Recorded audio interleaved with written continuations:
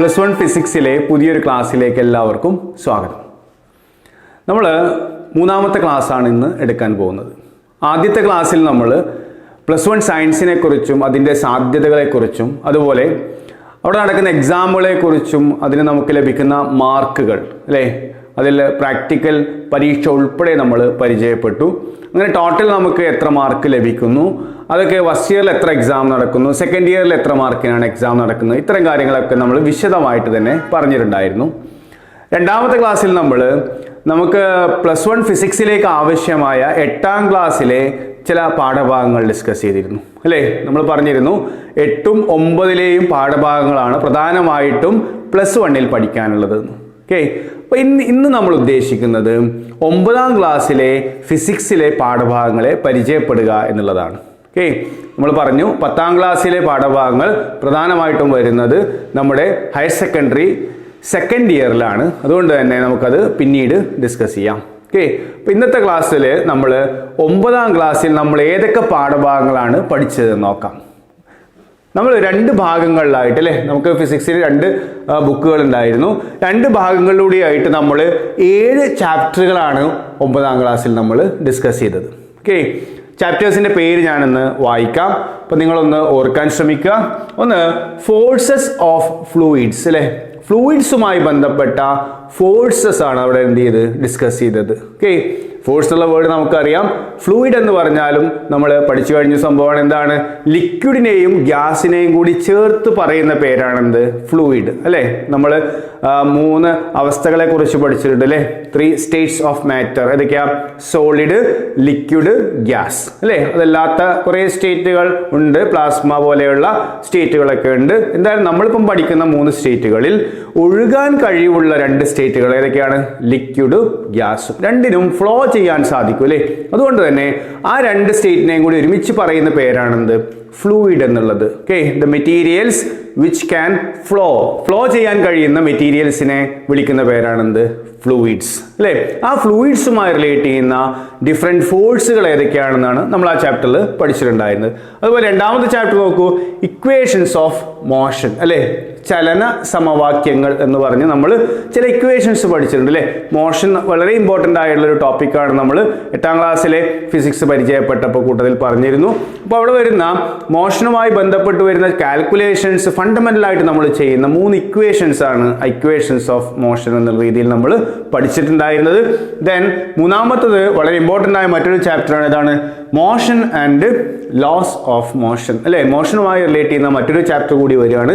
8ാം ക്ലാസ്സിൽ നമ്മൾ മോഷൻ എന്ന് പറഞ്ഞൊരു ചാപ്റ്റർ പഠിച്ചിരുന്നു. ദെൻ അതിൻ്റെ കണ്ടിന്യൂവേഷൻ ആയിട്ട് motion and laws of motion അല്ലേ, മോഷനുമായി ബന്ധപ്പെട്ട നിയമങ്ങളെ കുറിച്ച് പഠിക്കുന്ന ചാപ്റ്ററാണ്. മോഷനെ കുറിച്ചുള്ള നിയമങ്ങൾ എന്ന് പറയുമ്പോൾ തന്നെ നമുക്കറിയാം ന്യൂട്ടൺസ് ലോസ് ഓഫ് മോഷനെ ബേസ് ചെയ്തുകൊണ്ടുള്ളൊരു ചാപ്റ്റർ ആയിരുന്നു അത്.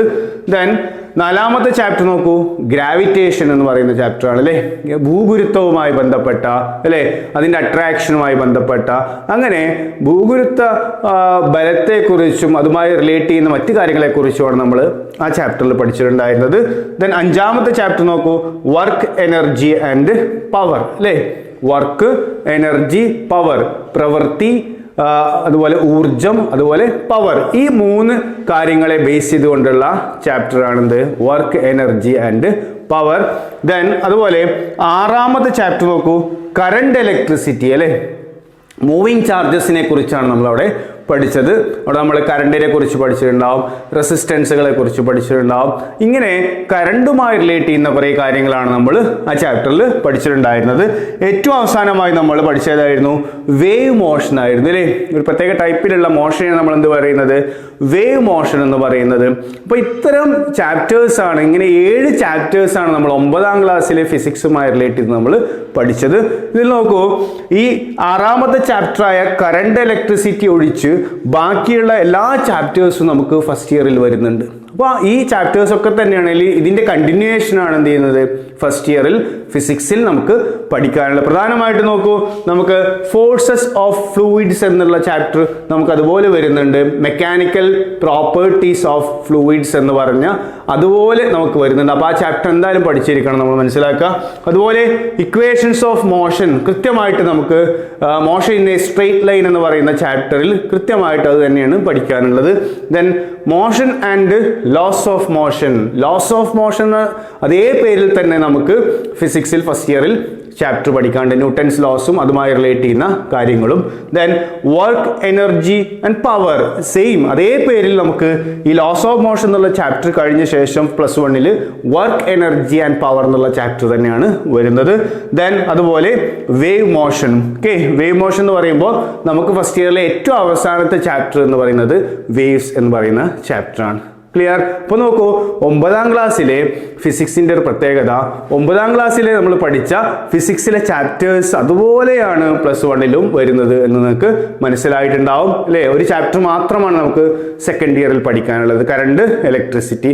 ബാക്കിയുള്ള എല്ലാ ചാപ്റ്ററും നിങ്ങൾ നന്നായിട്ട് വായിച്ച് പഠിച്ചു കഴിഞ്ഞാൽ പ്ലസ് വണ്ണ് എളുപ്പമായിരിക്കും. അതുകൊണ്ട് തീർച്ചയായും നിങ്ങൾ ഈ ക്ലാസ് ഒന്ന് കണ്ടതിന് ശേഷം 9ാം ക്ലാസ്സിലെ ബുക്ക് എടുത്ത് അതിലെല്ലാ കാര്യങ്ങളും നന്നായിട്ട് വായിച്ച് പഠിച്ചു വെച്ച് കഴിഞ്ഞാൽ നമുക്ക് ഈസി ആയിട്ട് പ്ലസ് വണ്ണ് പഠിക്കാൻ സാധിക്കും അല്ലേ? പിന്നെ നമുക്ക് അതേപോലെ 8ാം ക്ലാസ്സിൽ നമ്മൾ ഡിസ്കസ് ചെയ്തപ്പോൾ യൂണിറ്റ്സ് ആൻഡ് മെഷർമെന്റ്സ് പറഞ്ഞിരുന്നു.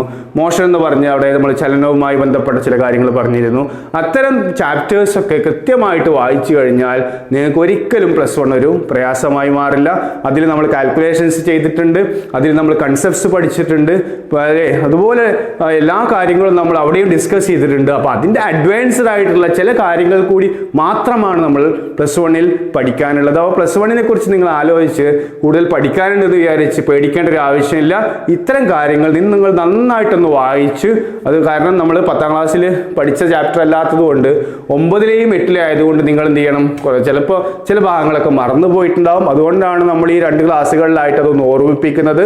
നേരത്തെ പറഞ്ഞിരുന്നു നിങ്ങളോട്, ചാപ്റ്റർ എടുക്കുകയല്ല നമ്മൾ ചെയ്യുന്നത്, ചാപ്റ്ററിൽ നിങ്ങൾ എന്തൊക്കെയാണ് പഠിച്ചതെന്ന് ഓർമ്മിപ്പിക്കുക മാത്രമാണ് ചെയ്യുന്നത്. നിങ്ങൾ നിർബന്ധമായിട്ടും ഇത് വായിച്ച് ഒരു നോട്ട് തയ്യാറാക്കി നിങ്ങളത് പഠിച്ചേ പറ്റൂ. എങ്കിൽ നമുക്ക് ഓരോ ചാപ്റ്ററും പ്ലസ് വണ്ണിൽ എടുക്കുമ്പോൾ അത് വളരെ ഈസിയായി മാറും. ഇനി നമുക്ക് ഈ ഓരോ ചാപ്റ്ററിലും എന്തൊക്കെയാണ് പറഞ്ഞിരുന്നത് എന്ന് നോക്കാം. നമുക്ക് 1ാമത്തെ ചാപ്റ്ററായ ഫോഴ്സസ് ഇൻ ഫ്ലൂയിഡ്സിൽ നമ്മൾ ഏതൊക്കെ ടേംസ് ആണ് പരിചയപ്പെട്ടിരുന്നത്? 1ാമത്തെ ടേം നോക്കൂ, ബോയന്റ് ഫോഴ്സ് ആയിരുന്നു അല്ലേ? ബോയന്റ് ഫോഴ്സിൽ നമ്മൾ മലയാളത്തിൽ എന്ത് പറയും? പ്ലവക്ഷമ ബലം എന്ന് പറയാറുണ്ട് അല്ലേ? നമുക്കറിയുന്ന കാര്യമാണെന്ന് ഓർക്കുക നിങ്ങൾ. ഒരു ബോഡി ഒരു ലിക്വിഡിൽ മുങ്ങിയിരിക്കുമ്പോൾ ആ ലിക്വിഡ് അതിൻ്റെ മുകളിൽ ഒരു ത്രസ്റ്റ് കൊടുക്കും അല്ലേ? ഒരു ഫോഴ്സ്, അപ്വേർഡ് ഫോഴ്സ് ഉണ്ടാക്കും. ആ ഫോഴ്സിനെ നമ്മൾ വിളിക്കുന്ന പേരാണെന്ത്? ബോയന്റ് ഫോഴ്സ്. ക്ലിയർ ആണല്ലോ? അപ്പോൾ നിങ്ങൾക്ക് ഓർക്കുന്നുണ്ടാവും, ഒരു ബോഡി പാർഷ്യലായിട്ടോ ഫുള്ളായിട്ടോ ലിക്വിഡിൽ മുങ്ങിയിരിക്കുമ്പോൾ ആ ബോഡിയുടെ മുകളിൽ ആ ലിക്വിഡ് എക്സേർട്ട് ചെയ്യുന്ന അപ്വേർഡ് ത്രസ്റ്റിനെയാണ് നമ്മൾ എന്ത് വിളിച്ചിട്ടുള്ളത്? Buoyant force. The upward thrust on a body when it is immersed in a liquid is known as buoyant force. Clear ആണല്ലോ? ഓർക്കുന്നുണ്ടാവും. അതുമായി റിലേറ്റ് ചെയ്യുന്ന ഒരു പ്രിൻസിപ്പിളാണ് ആർക്കിമിഡീസ് പ്രിൻസിപ്പിൾ അല്ലേ? ആർക്കിമിഡീസ് പ്രിൻസിപ്പിളുമായി ബേസ് ചെയ്തുള്ള കഥകളൊക്കെ നിങ്ങൾ കേട്ടിട്ടുണ്ടാവും. അപ്പം ആർക്കിമിഡീസ് പ്രിൻസിപ്പിൾ പറയുന്നത്, ഒരു ബോഡി പാർഷ്യലായിട്ടോ ഫുള്ളായിട്ടോ ലിക്വിഡിൽ മുങ്ങിയിരിക്കുമ്പോൾ ആ ലിക്വിഡിൽ മുങ്ങുന്നത് വഴി ഡിസ്പ്ലേസ് ചെയ്യപ്പെട്ട ലിക്വിഡിന്റെ വെയിറ്റും ആ ബോഡിയുമേ എക്സേർട്ട് ചെയ്യുന്ന ബോയന്റ് ഫോഴ്സും ഈക്വൽ ആയിരിക്കും എന്നാണ് പറയുന്നത്. ക്ലിയർ ആണല്ലോ? അപ്പോൾ ഒരു ബോഡി ലിക്വിഡിൽ മുങ്ങിയിരിക്കുമ്പോൾ ആ മുങ്ങിയിരിക്കുന്ന ബോഡിയുടെ മുകളിൽ ലിക്വിഡ് എന്ത് ചെയ്യും? ഒരു ബോയന്റ് ഫോഴ്സ് എക്സേർട്ട് ചെയ്യും അല്ലേ? ആ ബോയന്റ് ഫോഴ്സിന്റെ വാല്യൂം ആ ബോഡി താഴേക്ക് മുങ്ങുമ്പോൾ പകരം പൊങ്ങുന്ന ലിക്വിഡിന്റെ വെയിറ്റും ഈക്വൽ ആയിരിക്കും. അതാണെന്ത്? ആർക്കിമിഡീസ് പ്രിൻസിപ്പിൾ എന്ന് പറയുന്നത്. ക്ലിയർ ആണല്ലോ? അപ്പൊ നമുക്ക് ആർക്കിമിഡീസ് പ്രിൻസിപ്പിൾ എങ്ങനെ പറയാം?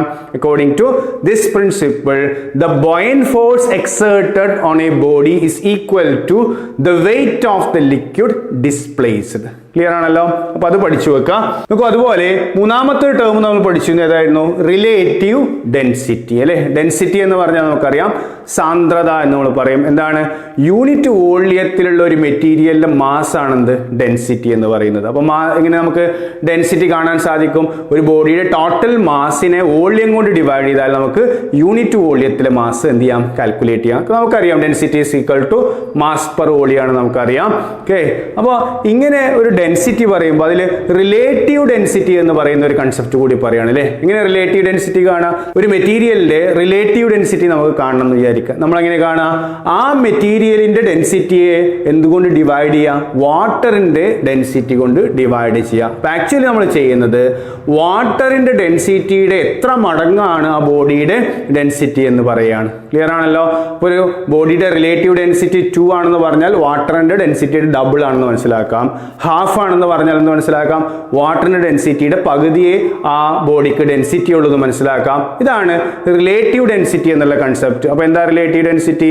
It is the ratio of density of a material to the density of water. Clear ആണല്ലോ? ദെൻ നമുക്ക് മറ്റൊരു ടേം ആയിരുന്നു എന്ത്? പാസ്കൽസ് ലോ അല്ലേ. പ്രഷറുമായി റിലേറ്റ് ചെയ്യുന്ന ഏറ്റവും ഇമ്പോർട്ടൻ്റ് ആയിട്ടുള്ള ഒരു ലോ ആണ് നമുക്ക് പാസ്കൽസ് ലോ എന്നറിയാം അല്ലേ. നമ്മൾ യൂസ് ചെയ്യുന്ന പല ഇൻസ്ട്രുമെന്റ്സും hydraulic lift, hydraulic jack, hydraulic brake, അങ്ങനെ പല ഇൻസ്ട്രുമെന്റ്സും വർക്ക് ചെയ്യുന്നത് ഈ ലോയുടെ അടിസ്ഥാനത്തിലാണ് നമ്മൾ പഠിച്ചിട്ടുണ്ട് അല്ലേ. അപ്പോൾ ഫ്ലൂയിഡ് പ്രഷറുമായി റിലേറ്റ് ചെയ്യുന്നതാണ്. പ്രഷർ എന്താണെന്ന് നമുക്കറിയാം. എന്താണ്? Force exerted in A unit ഏരിയയാണ് നമ്മൾ എന്ത് വിളിക്കുന്നത്? പ്രഷർ എന്ന് വിളിക്കുന്നത്. അപ്പം ഈ പ്രഷറുമായി റിലേറ്റ് ചെയ്യുന്ന ഒരു ഇമ്പോർട്ടൻറ്റ് ലോ ആണെന്ത്? Pascal's law. എന്തായിരുന്നു പഠിച്ചത്? ഒരു ഫ്ലൂയിഡിലേക്ക് നമ്മൾ ഒരു എക്സ്റ്റേണൽ പ്രഷർ കൊടുത്തു കഴിഞ്ഞാൽ ആ പ്രഷർ ആ ഫ്ലൂയിഡിന്റെ എല്ലാ ഭാഗത്തും ഒരുപോലെ എന്ത് ചെയ്യും? ഡിസ്ട്രിബ്യൂട്ട് ചെയ്യപ്പെടും. അല്ലാതെ നമ്മൾ കൊടുത്ത ഭാഗത്ത് കൂടുതലും ബാക്കി ഭാഗങ്ങളിലേക്ക് കുറവ് അങ്ങനെയൊന്നും ഇല്ല എന്നും എല്ലാ ഭാഗത്തേക്കും ഒരുപോലെയാണ് എക്സേർട്ട് ചെയ്യപ്പെടുന്നതെന്നും അതിന്റെ പ്രൂഫൊക്കെ നമ്മൾ പഠിച്ചിട്ടുണ്ട്. ഓക്കെ, അപ്പോൾ നമ്മൾ ആ സ്റ്റേറ്റ്മെന്റ് ഒന്ന് പഠിച്ചു വെക്കാം. എന്താണ് പാസ്കൽസ് ലോ പറയുന്നത്? എന്താണ്? The Pascal's law states that the pressure exerted on a fluid distributed equally in all regions. Clear ആണല്ലോ? ഇതാണ് പാസ്കൽസ് ലോ പറയുന്നത്. അതുപോലെ ഒരു ടേം ആയിരുന്നു എന്ത്? കാപ്പില്ലാരിറ്റി എന്ന് പറയുന്നത് അല്ലേ. കാപ്പില്ലാരിറ്റിക്ക് നമുക്ക് കേശികത്വം എന്ന് പറയും അല്ലേ. കേശികത്വവുമായി ബന്ധപ്പെട്ട് നമ്മൾ എന്ത് പഠിച്ചിട്ടുണ്ടായിരുന്നു? കാപ്പിലറി റൈസ് പഠിച്ചിട്ടുണ്ടായിരുന്നു, കാപ്പിലറി ഫോൾ ഒക്കെ പഠിച്ചിട്ടുണ്ടായിരുന്നു അല്ലേ. മുകളിലേക്ക് ലിക്വിഡ് പൊങ്ങുന്നതും താഴുന്നതൊക്കെ നമ്മൾ പഠിച്ചിട്ടുണ്ട് അല്ലേ. ചെറിയ നോസിലൂടെ ലിക്വിഡിന് ഗ്രാവിറ്റിക്ക് അഗെയിൻസ്റ്റ് ആയിട്ട് പൊങ്ങാനുള്ള കഴിവിനെ നമ്മൾ വിളിച്ച പേരായിരുന്നു എന്ത്? കാപ്പില്ലാരിറ്റി. അപ്പോൾ ചില റെയർ ആയിട്ടുള്ള ലിക്വിഡുകൾ താഴ്ന്നു പോകാറുണ്ട് അല്ലേ. അപ്പോൾ അതിനെ നമ്മൾ എന്ത് വിളിച്ചു? കാപ്പിലറി ഫോൾ എന്ന് വിളിച്ചു. മിക്കവാറും ലിക്വിഡ് ഉയരുകയാണ് ചെയ്യുക. അപ്പോൾ അതിന് നമ്മൾ കാപ്പിലറി റൈസ് എന്ന് വിളിച്ചു. ഓക്കെ, അപ്പോൾ എന്താണ് കാപ്പില്ലാരിറ്റി എന്ന് നമ്മൾ മനസ്സിലാക്കി വെക്കുക അല്ലേ. മണ്ണെണ്ണ വിളക്ക് കത്തുന്നതുമായി ബന്ധപ്പെട്ട പ്രിൻസിപ്പിളൊക്കെ നമ്മൾ പഠിച്ചിരുന്നു. നമ്മൾ നേരത്തെ പറഞ്ഞു നമ്മൾ അതിന്റെ കൺസെപ്റ്റിലേക്ക് ഒന്നും പോകുന്നില്ല, വേർഡ്സ് മാത്രമാണ് പരിചയപ്പെടുന്നത് എന്ന്.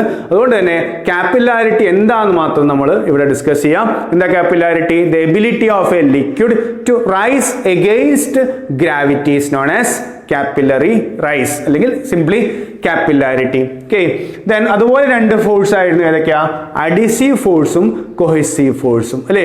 ഒരേ തന്മാത്രകൾ തമ്മിലുള്ള ഫോഴ്സിനെ നമ്മൾ എന്ത് വിളിച്ചു? കൊഹസീവ് ഫോഴ്സ് അല്ലേ. ഡിഫറെന്റ് തന്മാത്രകൾ തമ്മിലുള്ള ഡിഫറെന്റ് മോളിക്യൂൾസിനിടയിലുള്ള ഫോഴ്സിനെ നമ്മൾ എന്ത് വിളിച്ചിരുന്നു? അഡിസീവ് ഫോഴ്സ് അല്ലെ. വെള്ളത്തുള്ളികൾക്ക് തമ്മിലുള്ള ഫോഴ്സിനെ നമ്മൾ കൊഹസീവ് ഫോഴ്സ്. വെള്ളവും ഗ്ലാസും അല്ലെ, ഗ്ലാസ്സിൽ പറ്റിപ്പിടിച്ചിരിക്കുന്ന വെള്ളത്തുള്ളി പറയുമ്പോൾ വെള്ളത്തിന്റെ മോളിക്യൂളും ആ ഗ്ലാസിന്റെ മോളിക്യൂളും തമ്മിലൊരു അട്രാക്ടിങ് ഫോഴ്സ് ഉണ്ട് അല്ലേ. ആ ഫോഴ്സിനെ നമ്മൾ എന്ത് വിളിച്ചിരുന്നു? Adhesive force. അപ്പോൾ ഫ്ലൂയിഡുമായി റിലേറ്റ് ചെയ്ത് നമ്മൾ പഠിക്കുമ്പോൾ വളരെ ഇമ്പോർട്ടൻ്റ് ആയിട്ടുള്ള രണ്ട് ഫോഴ്സസ് ആണ് ഇതൊക്കെയാ? കൊഹസീവ് ഫോഴ്സും അതുപോലെ അഡിസീവ് ഫോഴ്സും. എന്താ cohesive force? The force of attraction between similar molecules. Then adhesive force എന്ന് പറഞ്ഞാൽ the force of attraction between different molecules. Clear ആണല്ലോ? ദെൻ ആ ചാപ്റ്ററിലെ ഏറ്റവും അവസാനം നമ്മൾ പഠിച്ചത് എന്തായിരുന്നു? വിസ്കസ് ഫോഴ്സ് ആയിരുന്നു അല്ലേ. വിസ്കസ് ബലം തന്നെയാണ് നമ്മളതിന് പറയാറ്. എന്താണ്? ഒരു ദ്രാവകം അല്ലെങ്കിൽ ഒരു വാതകം ഒഴുകുമ്പോൾ ആ ഒഴുക്കിന് അഗെയിൻസ്റ്റ് ആയിട്ട് അതിൻ്റെ ഉള്ളിൽ തന്നെ ഒരു ഫോഴ്സ് ഡെവലപ്പ് ചെയ്യുന്നുണ്ട്. അതിനെ വിളിക്കുന്ന പേരാണെന്ത്? Viscous force. ക്ലിയർ ആണല്ലോ? നമ്മളൊരു പരീക്ഷണം ചെയ്തിരുന്നു. ഒരു ഗ്ലാസ് പ്ലേറ്റ് ചെരിച്ചു വെച്ച് നമ്മൾ വെള്ളവും അതുപോലെ തേന് അതുപോലെ മണ്ണെണ്ണ ഇതൊക്കെ ഒഴുക്കി നോക്കുമ്പോൾ ചിലത് സ്പീഡിൽ പോകുന്നു അല്ലേ? നമ്മൾ തേന് എന്ത് ചെയ്യുന്നുണ്ട്? പതുക്കെ പോകുന്നുള്ളൂ. അപ്പം അതിനുള്ളിൽ വിസ്കോസിറ്റി കൂടുതലാണ് എന്നൊക്കെ നമ്മൾ പറഞ്ഞിരുന്നു. വിസ്കോസിറ്റി കൂടിയ ദ്രാവകങ്ങൾ പതുക്കെ ഒഴുകുള്ളൂ. അതാണ് നമ്മൾ പറഞ്ഞത് നേരത്തെ. എന്ത്? ആ ഒഴുക്കിന് എഗെയിൻസ്റ്റ് ആയിട്ടുള്ള ഫോഴ്സിനെ നമ്മൾ വിളിക്കുന്ന പേരാണെന്ത്? Viscous force. അപ്പോൾ വിസ്കസ് ഫോഴ്സിന്റെ ആൻസർ നമുക്ക് എങ്ങനെ പറയാം? The force developed inside a fluid against its flow is called viscous force അല്ലേ? ആ ഫ്ലോക്ക് എതിരായിട്ട് ആ ഫ്ലൂയിഡിന്റെ ഉള്ളിൽ തന്നെ ഡെവലപ്പ് ചെയ്യുന്ന ഒരു ഫോഴ്സ്, ആ ഫോഴ്സിനെ വിളിക്കുന്ന പേരാണെന്ത്? Viscous force. അപ്പോൾ നോക്കൂ, ഒന്നാമത്തെ ചാപ്റ്ററുമായി ബന്ധപ്പെട്ട് ഇത്തരം ടേംസ് ആണ് നമ്മൾ എന്ത് ചെയ്തത്? ഡിസ്കസ് ചെയ്തത്. ആ ടേംസ് ഓരോന്നും നിങ്ങൾ മനസ്സിലാക്കി വെക്കുക. അതുമായി ബന്ധപ്പെട്ട കാര്യങ്ങൾ നിങ്ങൾ ടെക്സ്റ്റ് നോക്കി വായിച്ച് പഠിച്ചു വെക്കുക. നമ്മൾ നേരത്തെ പറഞ്ഞ പോലെ ഇതേ ചാപ്റ്റർ നമ്മൾ +1 എന്ത് പഠിക്കുന്നുണ്ട്? മെക്കാനിക്കൽ പ്രോപ്പർട്ടീസ് ഓഫ് ഫ്ലൂയിഡ്സ് എന്ന് പറയുന്ന ചാപ്റ്ററിൽ ഇത്തരം കാര്യങ്ങളൊക്കെ തന്നെയാണ് പഠിക്കാനുള്ളത്. ഇതിന് അഡീഷണൽ ആയിട്ട് ചില കാര്യങ്ങൾ വരുന്നുണ്ട് എന്ന് മാത്രമേ ഉള്ളൂ. ഓക്കെ, അപ്പോൾ നമുക്ക് ഇനി എന്ത് ചെയ്യാം? അടുത്ത ചാപ്റ്റർ ഡിസ്കസ് ചെയ്യാം. നമുക്ക് അതുപോലെ നമ്മൾ പഠിച്ച മറ്റൊരു ചാപ്റ്റർ ആയിരുന്നു എന്ത്? ഇക്വേഷൻസ് ഓഫ് മോഷൻ അല്ലേ? ചലന സമവാക്യങ്ങൾ എന്ന് പറഞ്ഞു. നമ്മൾ പറഞ്ഞു മോഷനുമായി റിലേറ്റ് ചെയ്യുന്ന ഒരുപാട് കാര്യങ്ങൾ നമ്മൾ 8ലും 9ലുമായിട്ട് പഠിച്ചു. ദെൻ അതുപോലെ +1 നമ്മൾ ഏകദേശം +1 ആദ്യ ഭാഗം മുഴുവനായിട്ട് നമ്മൾ പഠിക്കുന്നത് മോഷനുമായി റിലേറ്റ് ചെയ്യുന്ന കാര്യങ്ങൾ തന്നെയാണ്. അതിൽ വളരെ ഇമ്പോർട്ടൻ്റ് ആയ ഒരു കൺസെപ്റ്റ് ആണെന്ത്? ഇക്വേഷൻസ് ഓഫ് മോഷൻ എന്ന് പറയുന്നത്. നമ്മൾ നേരത്തെ പറഞ്ഞു ഇതേ കാര്യം നമ്മൾ motion in a straight line എന്ന് പറയുന്ന ചാപ്റ്ററിൽ കൃത്യമായിട്ട് നമ്മൾ വീണ്ടും പഠിക്കുന്നുണ്ട്. അപ്പോൾ നമ്മൾ 3 റിലേഷനാണ് പഠിച്ചിരുന്നത് അല്ലേ? എന്തൊക്കെയായിരുന്നു? ഒരു വസ്തു സഞ്ചരിക്കുമ്പോൾ അല്ലേ, ഒരു ബോഡി മൂവ് ചെയ്യുമ്പോൾ ഒരു ആക്സലറേഷൻ കൂടിയാണ് മൂവ് ചെയ്യുന്നതെങ്കിൽ എന്താ ആക്സലറേഷൻ എന്ന് പറഞ്ഞാൽ? ഓരോ സെക്കൻഡിലും വെലോസിറ്റിക്ക് ഉണ്ടാവുന്ന ചേഞ്ച് അല്ലേ? അതാണ് നമ്മൾ എന്ത് പഠിച്ചത്? ആക്സലറേഷൻ അല്ലെങ്കിൽ ത്വരണം എന്ന രീതിയിൽ നമ്മൾ പഠിച്ചിട്ടുണ്ടായിരുന്നത്. അങ്ങനെ ഒരു ആക്സലറേറ്റ് ചെയ്യുന്ന ഒരു ബോഡിയുടെ കാര്യങ്ങൾ കാൽക്കുലേറ്റ് ചെയ്യാനുള്ള 3 ഇക്വേഷൻസ് ആണ്. ഈ ഇക്വേഷൻസ് നമ്മൾ വിളിക്കുന്ന പേരാണെന്ത്? ഇക്വേഷൻസ് ഓഫ് മോഷൻ എന്ന് അല്ലേ? ഒന്നാമത്തെ ഇക്വേഷൻ നോക്കൂ, V = U + AT അല്ലേ? അതിൽ V എന്താ, U എന്താ, A എന്താ, T എന്താ എന്നൊക്കെ ഇവിടെ കൊടുത്തിട്ടുണ്ട്. ഇതാണ് U എന്ന് പറഞ്ഞാൽ ഇനീഷ്യൽ വെലോസിറ്റി, നമ്മൾ എടുക്കുന്ന ആദ്യ പ്രവേഗം എന്ന് നമ്മൾ പറയില്ലേ. ദെൻ V എന്താ? ഫൈനൽ വെലോസിറ്റി, നമ്മൾ കൺസിഡർ ചെയ്തിട്ടുള്ള അവസാനത്തെ പ്രവേഗം, അതാണെന്ത്? Final velocity. Then A is the acceleration, ആ ബോഡിയുടെ ത്വരണമാണെന്ത്? A. S എന്താ? ഡിസ്പ്ലേസ്മെന്റ്, അടുത്ത ഇക്വേഷനിൽ S വരുന്നുണ്ട് അല്ലേ? S എന്താണ്? ആ ബോഡിക്ക് ഉണ്ടായ സ്ഥാനാന്തരമാണ് displacement. T is the time taken, അതിനടുത്ത സമയമാണ് എന്ത്? T എന്ന് പറയുന്നത്. അപ്പോൾ നോക്കൂ, ഒന്നാമത്തെ ഇക്വേഷൻ എന്ന് പറയുന്നത് നമ്മൾ അത് കൺസിഡർ ചെയ്യുമ്പോൾ അതിന്റെ വെലോസിറ്റി U ആണെങ്കിൽ, ഇനീഷ്യൽ വെലോസിറ്റി U ആണെങ്കിൽ, ആ ബോഡി മൂവ് ചെയ്യുന്ന ആക്സലറേഷൻ A ആണെങ്കിൽ, ആ ബോഡി നമ്മൾ കൺസിഡർ ചെയ്ത U വെലോസിറ്റിക്ക് ശേഷം T സമയം കഴിയുമ്പോൾ എത്ര വെലോസിറ്റി അറ്റൈൻ ചെയ്തിട്ടുണ്ടാവും എന്ന് കാണാനുള്ള ആ റിലേഷൻ നമ്മൾ സ്വാഭാവികമായിട്ട് എന്ത് വിളിക്കും? Velocity time relation. ഒരു പെർട്ടിക്കുലർ ടൈം കഴിയുമ്പോൾ അതിൻ്റെ വെലോസിറ്റി എത്രയാണെന്ന് കാൽക്കുലേറ്റ് ചെയ്യാനുള്ള ഇക്വേഷൻ ആയിരുന്നു എന്ത്? V = U + AT. ക്ലിയർ ആണല്ലോ? രണ്ടാമത്തെ ഇക്വേഷൻ ആയിരുന്നു വെലോസിറ്റി പൊസിഷൻ റിലേഷൻ അല്ലേ? V² = U² + 2AS എന്ന് പറയുന്ന ഇക്വേഷൻ. ഇതിന് സിമിലർ ആയിട്ടുള്ള മറ്റൊരു ഇക്വേഷൻ ആണ്. U വെലോസിറ്റിയിൽ തുടങ്ങിയ ഒരു മോഷൻ A ആക്സലറേഷനോട് കൂടി പോകുന്നുവെങ്കിൽ S ഡിസ്പ്ലേസ്മെന്റ് കഴിഞ്ഞാൽ അതിന്റെ വെലോസിറ്റി, അപ്പോൾ അത് രണ്ടും കാണുന്നത് വെലോസിറ്റി ആണ്. ഇത് T ടൈം കഴിയുമ്പോഴുള്ള വെലോസിറ്റി ആണെങ്കിൽ ഇത് S ഡിസ്പ്ലേസ്മെന്റ് കഴിഞ്ഞ ശേഷം ഉണ്ടാകുന്ന വെലോസിറ്റിയാണ്. അപ്പോൾ നമുക്ക് പൊസിഷൻ അനുസരിച്ചുള്ള വെലോസിറ്റി കാണാനുള്ള ഇക്വേഷൻ ആണ്. അതുകൊണ്ട് നമ്മൾ അതിനെ എന്ത് വിളിക്കുന്നു? വെലോസിറ്റി പൊസിഷൻ റിലേഷൻ എന്ന് വിളിച്ചിരുന്നു. ക്ലിയർ? മൂന്നാമത്തെ ഇക്വേഷൻ എന്തായിരുന്നു? S = ut + ½ AT². നേരത്തെ പറഞ്ഞ പോലെ ഇനീഷ്യൽ വെലോസിറ്റിയും ആക്സലറേഷനും അറിയാമെങ്കിൽ T ടൈം കഴിയുമ്പോൾ ആ ബോഡി എവിടെ എത്തിയിട്ടുണ്ടാവും, എത്ര ഡിസ്പ്ലേസ്മെന്റ് ഉണ്ടാക്കിയിട്ടുണ്ടാവും എന്ന് കാൽക്കുലേറ്റ് ചെയ്യാനുള്ള ഇക്വേഷൻ ആയിരുന്നു എന്ത്? S = ut + ½ AT². ആ റിലേഷൻ അതുകൊണ്ട് തന്നെ നമ്മൾ എന്ത് വിളിച്ചു? Position time relation. ക്ലിയർ ആണല്ലോ? മോഷനുമായി ബന്ധപ്പെട്ട് ഏറ്റവും ഫണ്ടമെന്റൽ ആയിട്ടുള്ള കാര്യങ്ങൾ കാൽക്കുലേറ്റ് ചെയ്യാൻ ഉപയോഗിക്കുന്ന ഈ 3 ഇക്വേഷൻ നിർബന്ധമായി നിങ്ങൾ കാണാതെ പഠിക്കുക. ഇതിന്റെ പ്രൂഫും ഇതുമായി റിലേറ്റ് ചെയ്യുന്ന മറ്റ് കാൽക്കുലേഷൻസും ടേംസും ഒക്കെ തന്നെയാണ് നമുക്ക് motion in a straight line എന്ന് പറയുന്ന 3ാമത്തെ ചാപ്റ്ററിൽ നമുക്ക് +1 പഠിക്കാനുള്ളത്. അപ്പോൾ വീണ്ടും പറയുന്നു, ഓരോ ചാപ്റ്ററും അതുപോലെ +1 വരുന്നുണ്ട്. അതുകൊണ്ട് നന്നായിട്ട് അതൊക്കെ വായിച്ച് പഠിച്ചു വെക്കാം. Equations ഏതൊക്കെയായിരുന്നു? v = u + at, v² = u² + 2as, then s is equal to ut plus half at². Clear ആണല്ലോ? ഓക്കെ. പിന്നെ നമുക്ക് അതുപോലെ മോഷനുമായി റിലേറ്റ് ചെയ്യുന്ന മറ്റൊരു ചാപ്റ്റർ കൂടി ഉണ്ടായിരുന്നു 9ാം ക്ലാസ്സിൽ. ഏതായിരുന്നു അത് നോക്കാം. നോക്കൂ, മോഷനുമായി റിലേറ്റ് ചെയ്യുന്ന മറ്റൊരു ചാപ്റ്റർ ആയിരുന്നു motion and laws of motion. നമുക്ക് +1 ഇതേ പേരിലൊരു ചാപ്റ്റർ ഉണ്ട്, ലോസ് ഓഫ് മോഷൻ എന്ന് പറഞ്ഞിട്ട്. അപ്പോൾ ഇതിൽ പറയുന്ന കാര്യങ്ങളൊക്കെ തന്നെയാണ് അവിടെയും പറയുന്നത്.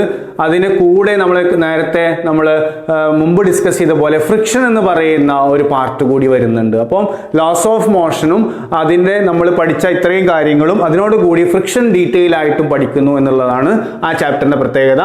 അപ്പോൾ എന്തായാലും ഇത്തരം കാര്യങ്ങൾ നമ്മൾ കൃത്യമായിട്ട് പഠിച്ചു വെച്ച് കഴിഞ്ഞാൽ ലോസ് ഓഫ് മോഷൻ എന്നുള്ള ചാപ്റ്റർ നമുക്ക് വളരെ ഈസി ആയിരിക്കും.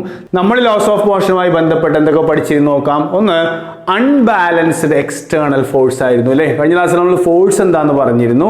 ദെൻ ഇവിടെ നമ്മൾ അൺബാലൻസ്ഡ് എക്സ്റ്റേണൽ ഫോഴ്സിനെ കുറിച്ചാണ് പറയുന്നത് അല്ലേ? ഒരു ബോഡി മൂവ് ചെയ്യണമെങ്കിൽ ഒരു അസന്തുലിതമായ ബാഹ്യബലം വേണം എന്ന് നമ്മൾ പറയാറുണ്ട് അല്ലേ? എക്സ്റ്റേണൽ ഫോഴ്സ് എന്ന് പറഞ്ഞാൽ ഒരു സിസ്റ്റത്തിന് പുറത്തുനിന്ന് കിട്ടുന്ന ഫോഴ്സിനെയാണ് നമ്മൾ എന്താ വിളിച്ചിട്ടുള്ളത്?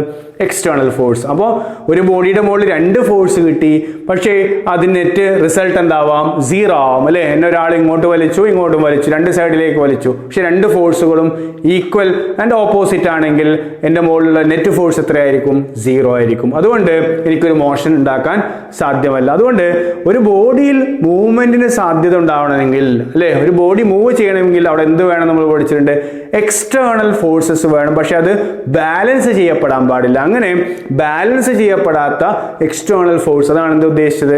എക്സ്റ്റേണൽ അൺബാലൻസ്ഡ് ഫോഴ്സ്, അസന്തുലിതമായ ബാഹ്യ ബലം എന്ന് നമ്മൾ പറയാറുണ്ട് അല്ലേ?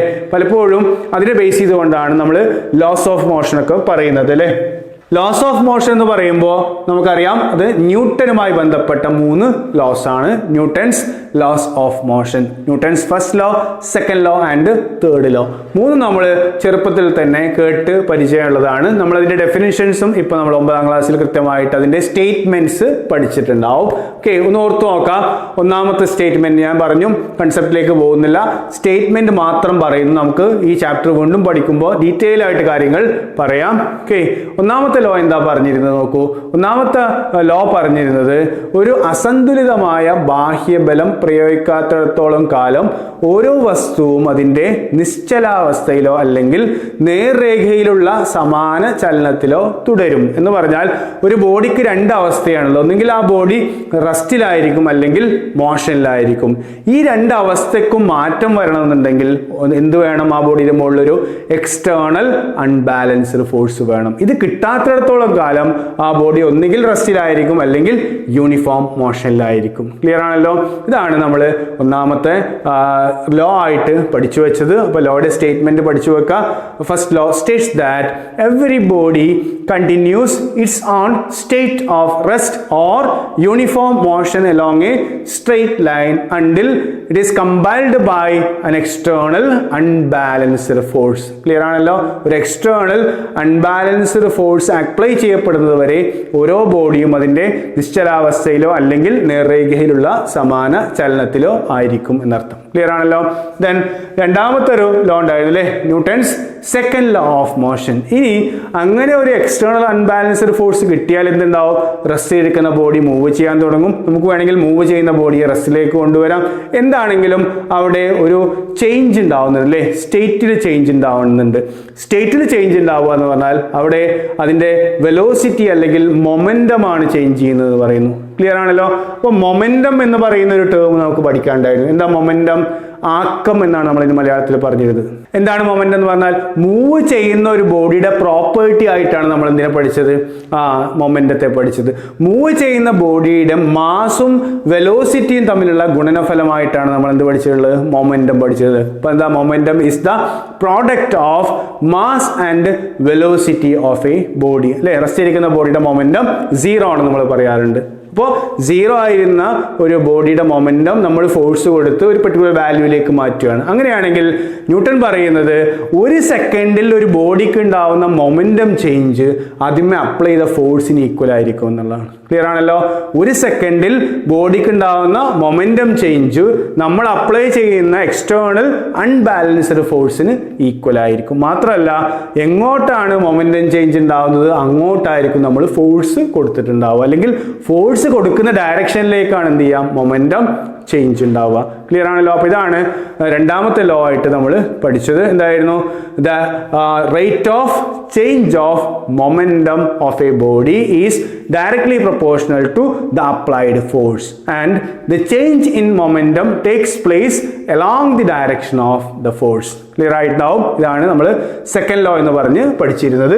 ദെൻ അവിടെ നോക്കൂ, ഇനേർഷ്യ എന്ന് പറയുന്ന ഒരു ടേം നമ്മൾ പരിചയപ്പെട്ടിരുന്നു. ന്യൂട്ടൺസ് ഫസ്റ്റ് ലോയുമായി ബന്ധപ്പെട്ട ഒരു ടേം ആണ് അല്ലേ. എന്താണ്? ജഡത്വം എന്നാണ് നമ്മളതിന് മലയാള ടേം പഠിച്ചിരുന്നത്. ഒരു വസ്തുവിന് സ്വന്തമായിട്ട് അതിൻ്റെ സ്റ്റേറ്റ് ചേഞ്ച് ചെയ്യാനുള്ള കഴിവില്ല. റെസ്റ്റിലാണെങ്കിൽ റെസ്റ്റിൽ തന്നെ കണ്ടിന്യൂ ചെയ്യും അല്ലേ. മോഷൻ സ്ട്രെയിറ്റ് ലൈനിലാണെങ്കിൽ അങ്ങനെ തന്നെ കണ്ടിന്യൂ ചെയ്യും. എന്ത് കിട്ടാത്തിടത്തോളം കാലം? External unbalanced force. അപ്പോൾ നോക്കൂ, ബോഡിക്ക് എക്സ്റ്റേണൽ ഏജൻസിയുടെ സഹായമില്ലാതെ സ്വയം അതിൻ്റെ സ്റ്റേറ്റ് ചേഞ്ച് ചെയ്യാനുള്ള കഴിവില്ല എന്ന് നമ്മൾ പഠിച്ചു കഴിഞ്ഞു. ആ കഴിവില്ലായ്മയെ വിളിച്ച പേരാണെന്ത്? ഇനേർഷ്യ. അതുകൊണ്ട് തന്നെ നമ്മളതിന് ലോ ഓഫ് ഇനേർഷ്യ എന്ന രീതിയിലൊക്കെ പഠിക്കാറുണ്ട് അല്ലേ. നോക്കൂ, ഒരു ബോഡിക്ക് എക്സ്റ്റേണൽ ഏജൻസിയുടെ സഹായമില്ലാതെ സ്വയം അതിനെന്ത് ചെയ്യാൻ പറ്റില്ല? സ്റ്റേറ്റ് ചേഞ്ച് ചെയ്യാൻ സാധ്യമല്ല. The inability of a body to change its own state is called inertia. അങ്ങനെ വേണമെങ്കിൽ നമുക്ക് ഇനേർഷ്യ എന്ത് ചെയ്യാം? ഒരു ഡെഫിനിഷൻ കൊടുക്കാം. അപ്പോൾ ഇനേർഷ്യൻ്റെ കൂടെ പഠിച്ചു വെക്കുക, ഫസ്റ്റ് ലോയുമായി ബന്ധപ്പെട്ട് വരുന്നതാണ്. ദെൻ അതുപോലെ നമ്മൾ പഠിച്ച ടേം ആയിരുന്നു എന്ത്? ഇമ്പൾസ്. എന്താ ഇമ്പൾസ് എന്ന് പറഞ്ഞാൽ? ഒരു ബോഡിയുടെ മുകളിൽ വലിയൊരു ഫോഴ്സ് വളരെ കുറഞ്ഞ സമയത്തേക്ക് അപ്ലൈ ചെയ്യപ്പെടുകയാണെങ്കിൽ നമ്മൾ പറയാറുണ്ട് അല്ലേ, കിക്കിംഗ് ഓഫ് ഫുട്ബോൾ വെച്ചിരിക്കുകയാണ്, നമ്മൾ ഹൈ ഫോഴ്സ് ആണ് ഒരു ഫ്രാക്ഷൻ ഓഫ് സെക്കൻഡ് കൊണ്ട് കൊടുക്കുന്നത് അല്ലേ. നമ്മൾ ആണി അടിക്കുമ്പോൾ അങ്ങനെയാണ്. ഇതൊക്കെ നമ്മൾ അവിടെ പറഞ്ഞിട്ടുണ്ടാവും. ഇങ്ങനെ നമ്മൾ കൊടുക്കുന്ന വലിയ ഫോഴ്സിനെ നമ്മൾ ഇമ്പൾസീവ് ഫോഴ്സ് എന്ന് വിളിച്ചിരുന്നു. ആ ഇമ്പൾസീവ് ഫോഴ്സ് കൊണ്ട് അവിടെ ഉണ്ടാവുന്ന എഫക്റ്റിനെ നമ്മൾ വിളിച്ച പേരാണെന്ത്? impulse. Clear ആണല്ലോ? With a large force exerted in a body in a small interval of time is called impulsive force. Then the effect of that force is known as, it is measured as impulse. Clear ആണല്ലോ? അപ്പോൾ 3 term നമ്മൾ ഈ ലോസുമായി relate ചെയ്ത് പഠിച്ചിട്ടുണ്ട്. ഒന്ന് inertia, മറ്റൊന്ന് impulse, അതുപോലെ ആയിരുന്നു മൊമെന്റം. ദെൻ മൂന്നാമത്തെ ലോ കൂടി നമുക്കറിയാം, നമുക്ക് എല്ലാവർക്കും നന്നായിട്ട് അറിയുന്ന ലോ ആണെന്ത്? For every action there is equal and opposite reaction. ഏതൊരു പ്രവർത്തനത്തിനും തുല്യവും വിപരീതവുമായ ഒരു പ്രതിപ്രവർത്തനം ഉണ്ടാവുന്നുള്ളൂ അല്ലേ. നമ്മൾ മിക്കവാറും പല കൺസെപ്റ്റുകളും പഠിക്കുമ്പോഴൊക്കെ അല്ലേ നമ്മൾ ന്യൂട്ടൺസ് തേർഡ് ലോയുടെ അടിസ്ഥാനത്തിലാണ് നമ്മൾ മനസ്സിലാക്കാറുണ്ട്. അപ്പോൾ ഡീറ്റെയിലിങ്ങിലേക്ക് നമുക്ക് പിന്നീട് ചാപ്റ്റർ എടുക്കുമ്പോൾ പോവാം. ഇപ്പോൾ സ്റ്റേറ്റ്മെന്റ് പഠിച്ചു വെക്കുക. എന്താണ്? Four every action there is an equal and opposite reaction. ഇങ്ങനെ 3 ലോ ആണ് നമ്മൾ ഏറ്റവും ഇമ്പോർട്ടൻ്റ് ആയിട്ട് ഒരു മോഷൻ പഠിക്കുമ്പോൾ പഠിച്ചു വെക്കേണ്ട ന്യൂട്ടൺസ് ലോസ് ഓഫ് മോഷൻ. അതുപോലെ നമ്മൾ പഠിച്ച ഒരു ലോ ആയിരുന്നു അല്ലേ, പുതുതായിട്ട് നമ്മൾ പഠിച്ച ലോ ആയിരുന്നു എന്ത്? Law of conservation of momentum അല്ലേ. ആക്ക സംരക്ഷിത നിയമം എന്ന് നമ്മൾ പറയും. കൺസർവേറ്റീവ് ലോ ആണ്. ഒരു സിസ്റ്റത്തിൻ്റെ മൊമെന്റം ചേഞ്ച് ചെയ്യില്ല, കൺസേർവ്ഡ് ആയിരിക്കും എന്ന് പറയും. കണ്ടീഷൻ നമ്മൾ ആൾറെഡി പഠിച്ചു കഴിഞ്ഞു. അപ്പോഴാണ് ന്യൂട്ടൺ സെക്കൻഡ് ലോ പറയുന്നത് ഫോഴ്സ് കൊടുക്കുമ്പോഴാണ് മൊമെന്റം ചേഞ്ച് ചെയ്യുക. അങ്ങനെയാണെങ്കിൽ ഫോഴ്സ് കൊടുക്കുന്നില്ലെങ്കിലോ മൊമെന്റം ചേഞ്ച് ചെയ്യില്ല. അപ്പോൾ ഫസ്റ്റ് ലോയും സെക്കൻഡ് ലോയും എന്നൊക്കെ നമുക്ക് കിട്ടുന്ന ഒരു ആൻസർ ആണ്, ഒരു ബോഡിയുടെ മുകളിൽ എക്സ്റ്റേണൽ അൺബാലൻസ്ഡ് ഫോഴ്സ് കൊടുത്തിട്ടില്ലെങ്കിൽ ആ ബോഡിയുടെ സ്റ്റേറ്റ് ചേഞ്ച് ചെയ്യില്ല, അല്ലെങ്കിൽ നമുക്ക് എന്ത് പറയാം? മൊമെന്റം ചേഞ്ച് ചെയ്യില്ല. അപ്പോൾ ആ മൊമെന്റം ചേഞ്ച് ചെയ്യാതിരിക്കുന്ന ഏത് കണ്ടീഷനിലാണെന്ന് പറയുന്നതാണ് law of conservation of momentum. അപ്പോൾ നമുക്കെന്നെ പറയാം, according to this law momentum of a system remains constant if there is no external unbalanced force. Clear ആണല്ലോ? എക്സ്റ്റേണൽ അൺബാലൻസ്ഡ് ഫോഴ്സ് ഇല്ലെങ്കിൽ ഒരു സിസ്റ്റത്തിന്റെ മൊമെന്റം എന്തായിരിക്കും? കോൺസ്റ്റന്റ് ആയിട്ട് തുടരുമെന്നർത്ഥം. ക്ലിയർ ആണല്ലോ? ദെൻ അതുപോലെ നമ്മൾ ആ ചാപ്റ്റർ ലാസ്റ്റ് പഠിച്ച 2 ടേമുകളായിരുന്നു സർക്കുലാർ മോഷനും അതുപോലെ സെൻട്രിപെറ്റൽ ഫോഴ്സ്. അല്ലേ? സർക്കുലാർ മോഷൻ നമ്മൾ മലയാളത്തിൽ വർത്തുള ചലനം എന്നാണ് പറഞ്ഞിരുന്നത് അല്ലേ? വർത്തുള ചലനം എന്ന് പറഞ്ഞാൽ ഇങ്ങനെ വട്ടം ചുറ്റുന്നതിന് അല്ലെങ്കിൽ ആ സർക്കുലേറ്റ് ചെയ്യുന്നതിന്. അപ്പോൾ സർക്കുലേറ്റ് ചെയ്യുക എന്ന് പറഞ്ഞാൽ ഒരു സർക്കുലാർ ഷേപ്പ് അവിടെ ഉണ്ടാവും. ആ സർക്കിളിന്റെ സർക്കംഫറൻസിലൂടെ, ആ വൃത്തത്തിന്റെ പരിധിയിലൂടെ ആ തരത്തിലൊരു ബോഡി മൂവ് ചെയ്യുമ്പോഴാണ് നമ്മൾ എന്ത് വിളിക്കുക? അതിനെ സർക്കുലാർ മോഷൻ എന്ന് വിളിക്കുക. അപ്പോൾ ഡെഫിനിഷൻ എന്ത് പറയാം? The motion of a body along the circumference of A circle is known as circular motion. Clear ആണല്ലോ? അങ്ങനെ ഒരു ബോഡി സർക്കുലേറ്റ് ചെയ്യണമെന്നുണ്ടെങ്കിൽ അതിന് ഡയറക്ഷൻ മാറിക്കൊണ്ടേയിരിക്കണം. ഇങ്ങനെ ഡയറക്ഷൻ മാറ്റുന്ന ഒരു ഫോഴ്സ് അവിടെ ഉണ്ടാവും. ആ ഫോഴ്സ് ആക്ട് ചെയ്യുന്നത് ആ സർക്കിളിന്റെ സെന്ററിലേക്കായിരിക്കും. ആ ഫോഴ്സിനെ നമ്മൾ വിളിച്ച പേരായിരുന്നു എന്ത്? സെൻട്രിപെറ്റൽ ഫോഴ്സ്, അല്ലെങ്കിൽ നമ്മൾ മലയാളത്തിൽ പറഞ്ഞത് അഭികേന്ദ്ര ബലം എന്നുള്ളത്. ഡീറ്റെയിൽ ആയിട്ട് നമ്മൾ വീണ്ടും സർക്കുലാർ മോഷൻ എന്നുള്ള ടോപ്പിക്ക് നമ്മൾ മോഷൻ ഇൻ എ പ്ലെയിൻ എന്ന് പറയുന്ന ചാപ്റ്ററിൽ, 4ാമത്തെ ചാപ്റ്ററിൽ, +1 4ാമത്തെ ചാപ്റ്ററിൽ ഡീറ്റെയിൽ ആയിട്ട് പഠിക്കുന്നുണ്ട്. അപ്പോൾ അവിടെ നമുക്ക് കൃത്യമായിട്ട് സർക്കുലാർ മോഷനും സെൻട്രിപെറ്റൽ ഫോഴ്സും അതുവഴി കിട്ടുന്ന സെൻട്രിപെറ്റൽ ആക്സലറേഷനും അതിൻ്റെ ഇക്വേഷനും ഒക്കെ പഠിക്കുന്നുണ്ട്. അപ്പോൾ 2 ടേം കൂടി നമ്മൾ മനസ്സിലാക്കി വെക്കുക. സർക്കുലാർ മോഷൻ അതുപോലെ സെൻട്രിപെറ്റൽ ഫോഴ്സ്. സർക്കുലാർ മോഷൻ നമ്മൾ പറഞ്ഞു. എന്താ സെൻട്രിപെറ്റൽ ഫോഴ്സ് എന്ന് പറഞ്ഞാൽ? സർക്കുലേറ്റ് ചെയ്യുന്ന ബോഡിക്ക് ആ സർക്കിളിന്റെ സെന്ററിലേക്ക് ആക്ട് ചെയ്യപ്പെടുന്ന ഒരു ഫോഴ്സ് ഉണ്ടായിരിക്കും. എങ്കിൽ മാത്രമേ അതിന് സർക്കുലേറ്റ് ചെയ്യാൻ സാധ്യമാവുള്ളൂ. ആ ഫോഴ്സിനെ വിളിച്ച പേരാണ് എന്ത്? Centripetal force. The force exerted on a circulating body towards its center is known as centripetal force. Then the acceleration developed due to this force is known as centripetal acceleration. ഏതൊരു force കൊടുത്താലും body accelerate ചെയ്യും. നമ്മൾ loss of മോഷനിൽ പഠിക്കുന്നുണ്ട്. അപ്പോൾ centripetal ഫോഴ്സിനും ആ ബോഡിയിൽ ഒരു acceleration ഉണ്ടാക്കാൻ സാധിക്കും. ആ ആക്സലറേഷൻ നമ്മൾ വിളിച്ച പേരാണെന്ത്? Centripetal acceleration. നമ്മൾ പറഞ്ഞിരുന്നു +1 നമ്മൾ പഠിക്കുന്ന മിക്കവാറും ചാപ്റ്റേഴ്സും മോഷനുമായി റിലേറ്റ് ചെയ്യുന്നതാണ്. അതുകൊണ്ട് തന്നെ ഈ motion and laws of motion എന്നുള്ള ചാപ്റ്റർ നന്നായിട്ട് പഠിച്ചു വെക്കുക. ലോസ് ഓഫ് മോഷൻ എന്നുള്ളൊരു പാഠം നമുക്ക് അതുപോലെ പഠിക്കാനുണ്ടെന്നും പറഞ്ഞു. മാത്രമല്ല അതിന് തുടർന്ന് വരുന്ന പല ചാപ്റ്റേഴ്സിലും നമ്മൾ ഈക്വേഷൻസ് യൂസ് ചെയ്യും. മാത്രമല്ല നമ്മൾ പിന്നീട് ഇലക്ട്രോഡൈനാമിക്സും അങ്ങനെ മോഷനുമായി ബന്ധപ്പെട്ട ഏതൊരു കൺസെപ്റ്റ് നമ്മൾ മറ്റ് ബ്രാഞ്ചുമായി ബന്ധപ്പെട്ടൊക്കെ പഠിക്കുമ്പോൾ ഈക്വേഷൻസും ഈ കൺസെപ്റ്റൊക്കെ അവിടെ യൂസ് ചെയ്യും. അതുകൊണ്ട് വളരെ ഇമ്പോർട്ടൻ്റ് ആയിട്ടുള്ള ഒരു ചാപ്റ്റർ ആണെന്ന് മനസ്സിലാക്കി നന്നായിട്ട് പഠിച്ചു വെക്കുക. പിന്നെ നമുക്ക് നെക്സ്റ്റ് ചാപ്റ്റർ ഡിസ്കസ് ചെയ്യാം.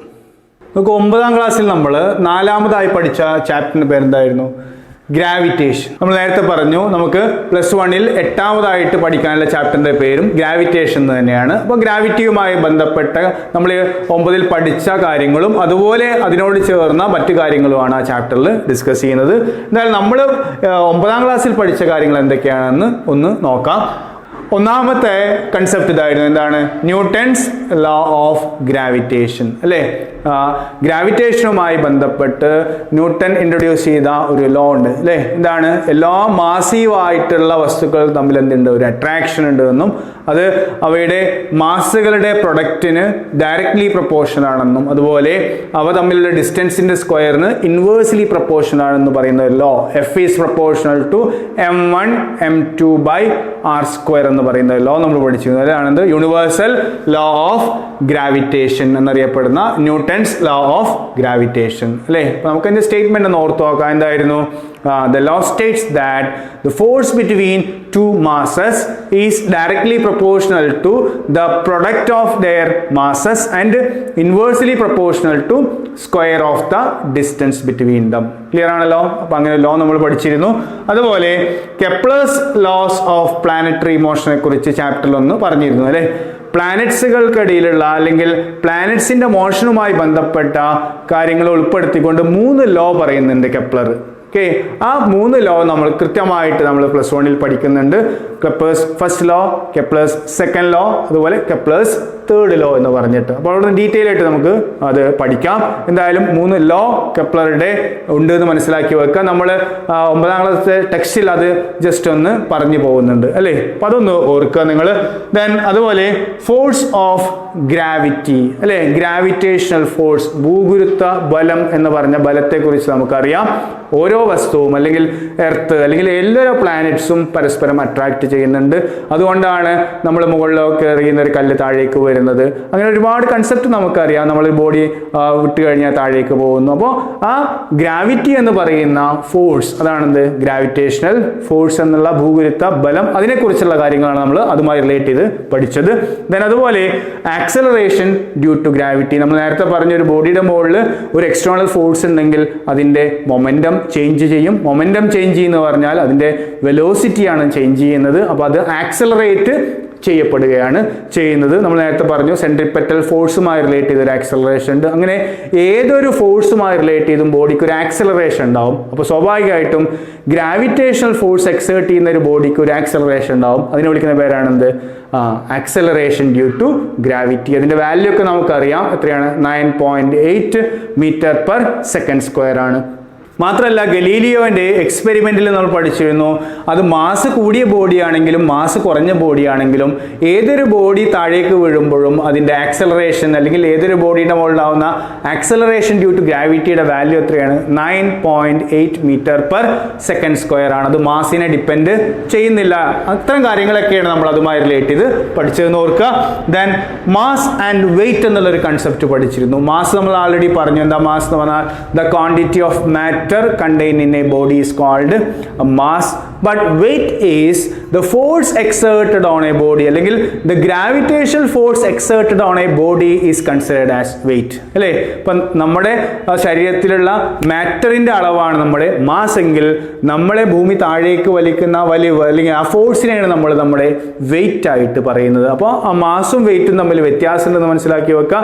The quantity of matter contained in a body is called mass, but the gravitational pull of earth is known as weight of the body. Clear? രണ്ട് തരത്തിലുള്ള ക്വാണ്ടിറ്റീസ് ആണെന്ന് മനസ്സിലാക്കുക.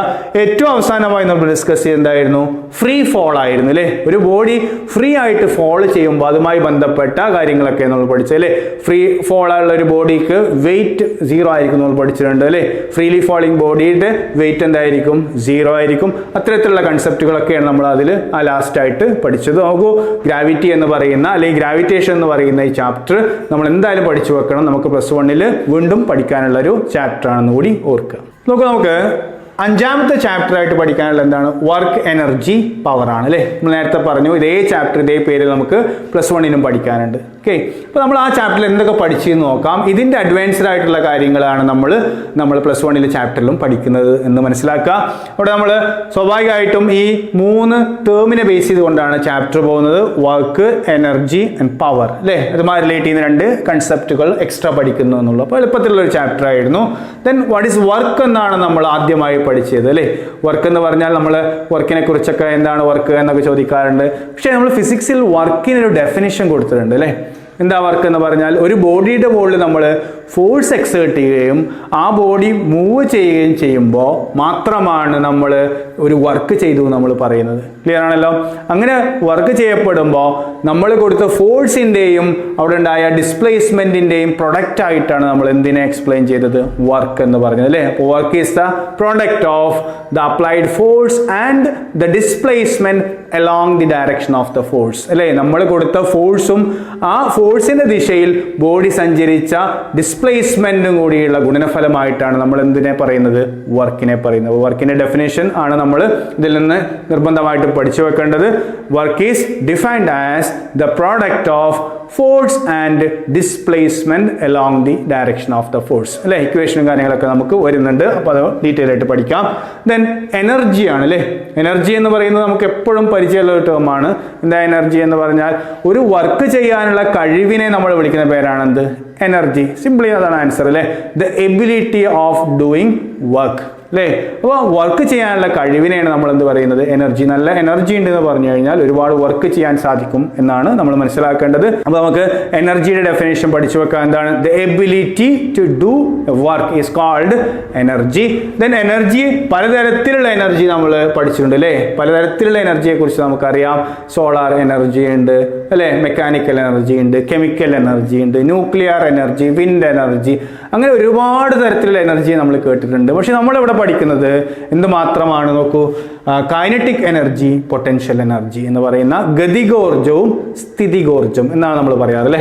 അപ്പോൾ എന്താണ് കൈനറ്റിക് എനർജി, എന്താണ് potential energy, അല്ലെങ്കിൽ ഇതിന് രണ്ടിനെയും കൂടി ചേർത്ത് നമ്മൾ എന്ത് വിളിക്കാറുണ്ട്, മെക്കാനിക്കൽ എനർജി, യാന്ത്രികോർജം എന്ന് വിളിക്കാറുണ്ട്. അപ്പോൾ നമ്മൾ ഈ ചാപ്റ്ററിൽ എനർജിയെ കുറിച്ച് പഠിക്കുന്നുണ്ടെങ്കിലും നമ്മൾ ആകെ ഡിസ്കസ് ചെയ്യുന്നത് മെക്കാനിക്കൽ എനർജിയെ കുറിച്ച് മാത്രമാണ്, യാന്ത്രികോർജത്തെ കുറിച്ച് മാത്രമാണ്.